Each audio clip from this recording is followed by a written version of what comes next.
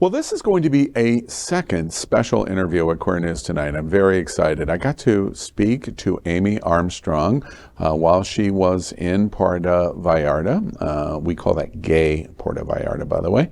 And we talked about the performance and getting out of pandemic and coming to Fort Lauderdale for the first time in a very, very long time on a show that's being done at the Sunshine Performing Arts Center. And so now I get to sit down face to face. Welcome to Queer News Tonight, Amy Armstrong. And you've brought along your cohort for the show. I heard so much about you, Fernando Alonso. Welcome. Gonzalez. Gonzalez. Oh, Yep. I have to use the full name. All three. Okay, Gonzalez. Welcome to Queer News Tonight and Fort Lauderdale. We're so excited to talk to both of you. Your first time in the gayest place on planet Earth. Yeah. Oh, the gay guys are going to love you. Nice, I like it.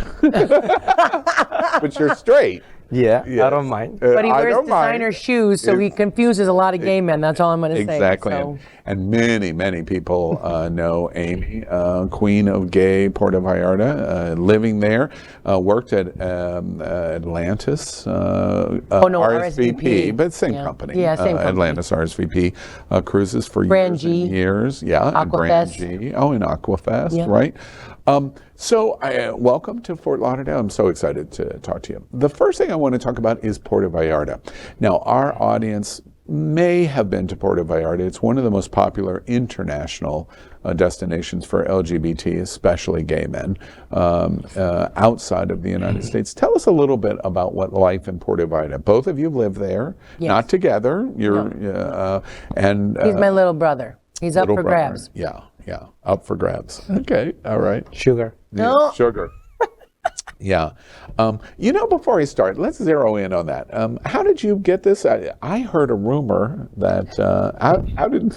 Well, I used to strip, and she Strip. used to go every day. Oh my God. And then I What told, is he saying?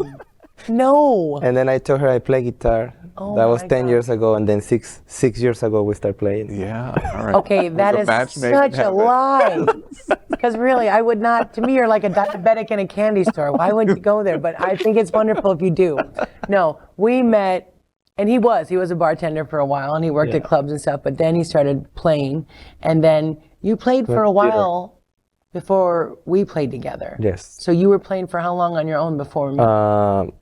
Another like 10 years. So. And it was the worst 10 years of his life until he started playing with me. Now we've been together for 6 years. So tell us about the experience in Puerto Vallarta. Both of you living in Puerto Vallarta, you grew up there, you've lived there for a long time.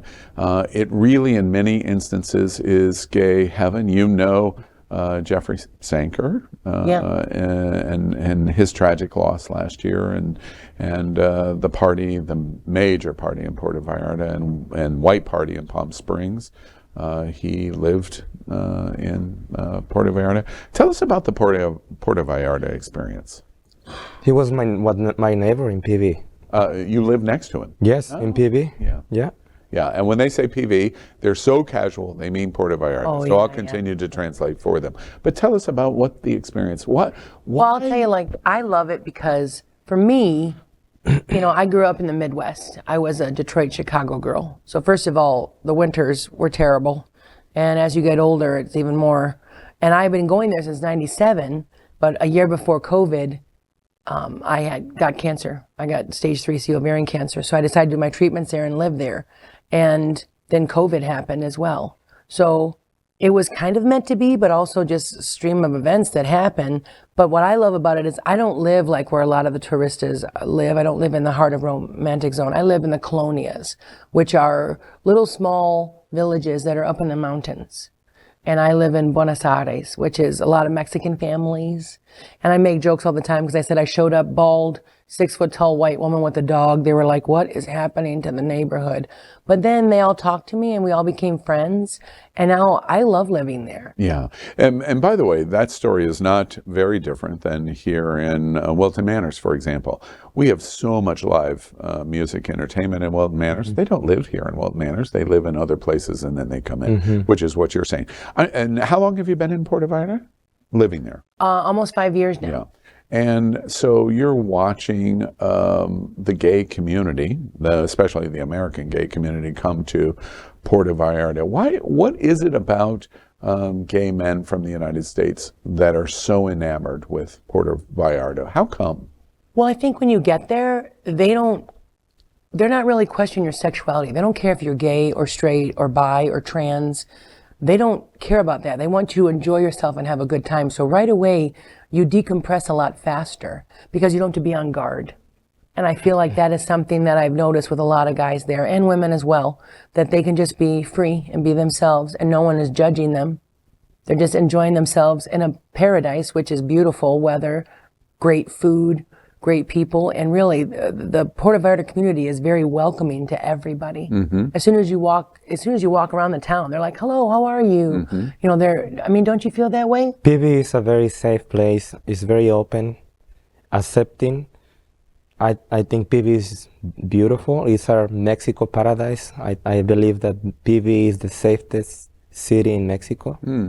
So don't believe too much what you listen, because it's 24/7 is super safe, and accept everybody, PV. That's lovely, and that's what Fort Lauderdale is all about, of course, also. So in your time, you two meet in Puerto Vallarta. Is it a live music venue? Is it you performing clubs? Yeah. So first it was at the Palm, because we were both there. We were with different groups and we started jamming together. I used to do my own music with my band. I He do has a band. rumba flamenco. And I was working with Freddie Allen, and then I was also working with a couple other piano players. I had like a guy named Brett Rowe. I had like Nate. I had like a different group of people. And then I left to go to a different club, and that was a live music venue club. And this wonderful man called me up and said, "Look, I can put a band together if you want to put a band together, if you trust me." I said, "Well, I only have like 10 days when I get there." He goes, "Put together the music, let's do it. If you trust me, I'll have a 4-piece band for you." And I did. Yeah. And I said, "No, let's do it." So we did a show, our very first show together with a band. It was a great show with about Aretha Franklin songs and songs from Queen. So we called it Respect the Queen. Respect the Queen. And people loved it. Yeah. And it really just like, it upped the game for everybody, because we were all live music and just working it and having a good time. And the space we're in, Nacho Daddy upstairs, it's like a Chicago blues club. So I felt very comfortable there. We both did. Now, I know what you're talking about, but I want to repeat it a little slower. The club, Nacho Daddy. Yes. Yeah. And the T-shirts are the best. They say, "Save the drama for your mama." Yeah. Nacho Daddy. Yeah, exactly. They're great. There's so many jokes here. You two come together and form a group, and the reason this is so interesting for LGBTQ community is this is the story of some of our best entertainment in America. It develops exactly like this, of the voice of how it comes together. You call yourselves the Gato and the Guapo. Did I pronounce that right? You did. I did. All right, for all of the Spanish impaired in the room, tell us what that means. Okay, the gato means the cat. And the guapo means the good-looking guy. So it's the good-looking guy and the cat. That's right. And the kitty. Kitty. Okay, very good. That's funny. That's funny. So you're here in Fort Lauderdale. You're doing this gig at Sunshine. Last time we talked, a lot of excitement about you coming to do it.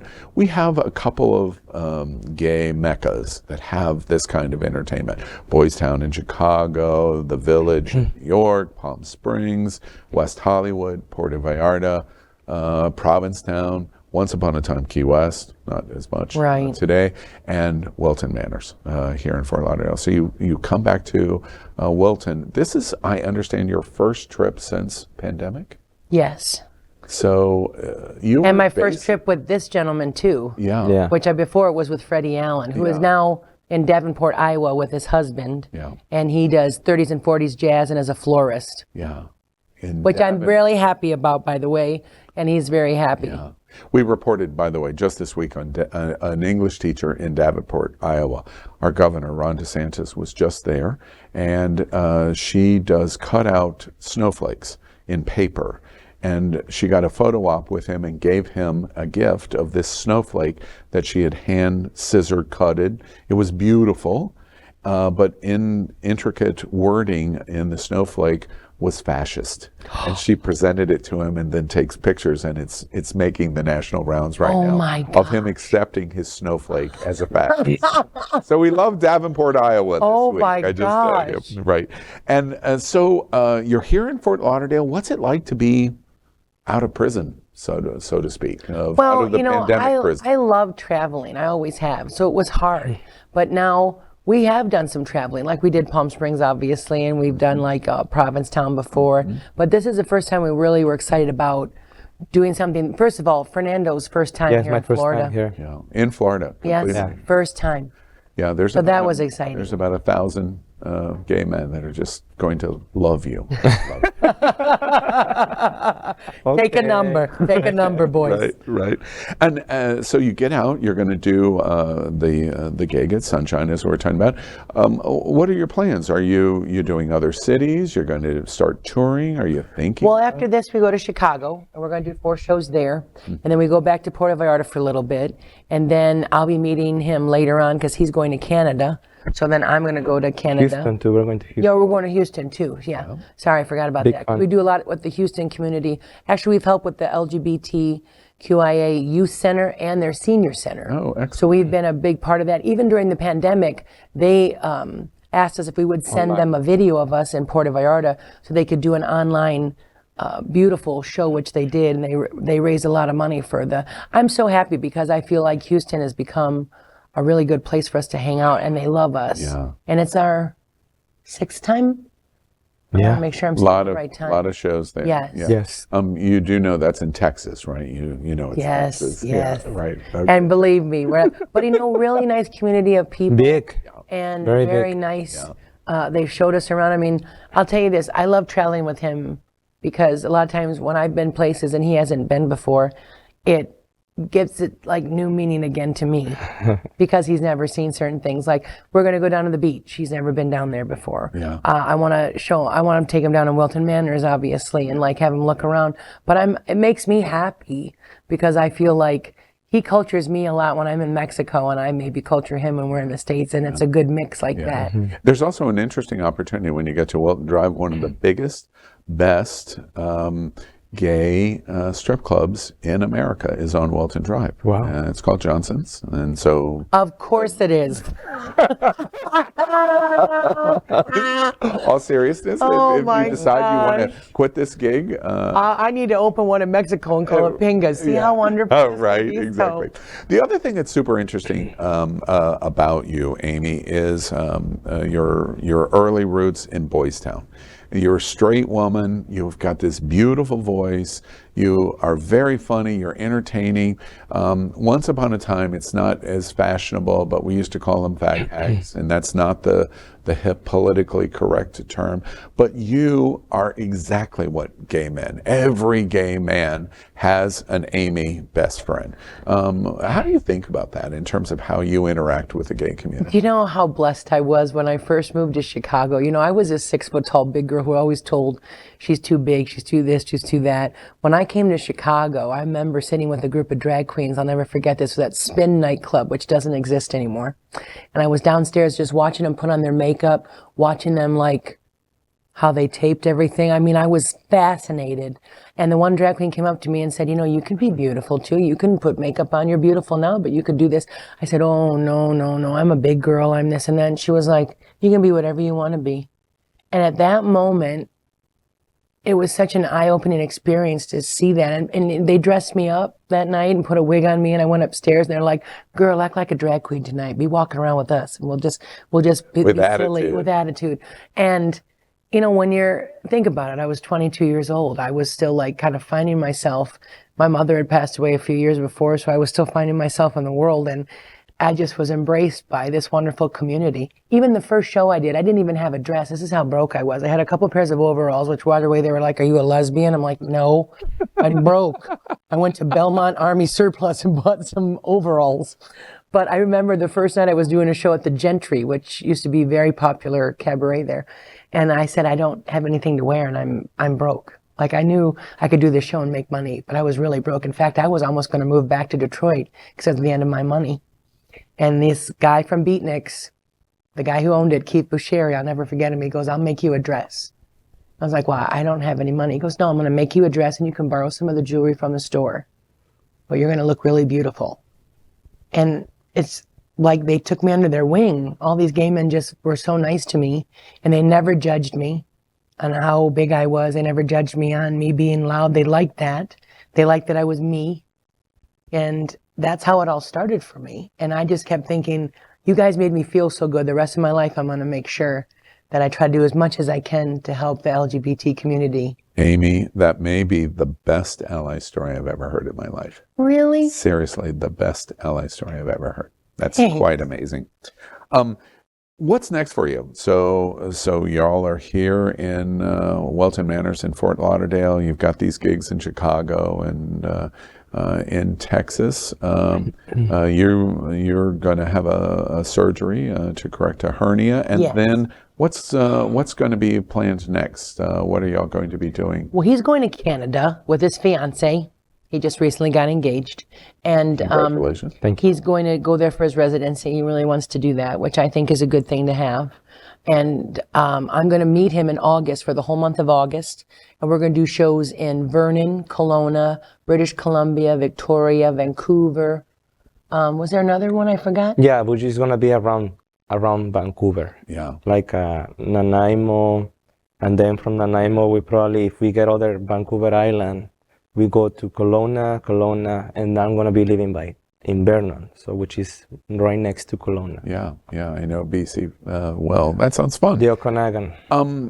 Before we talk about how people follow you, right before we did this interview, we had you sit down, and you were gracious to do a couple of numbers. Watch this.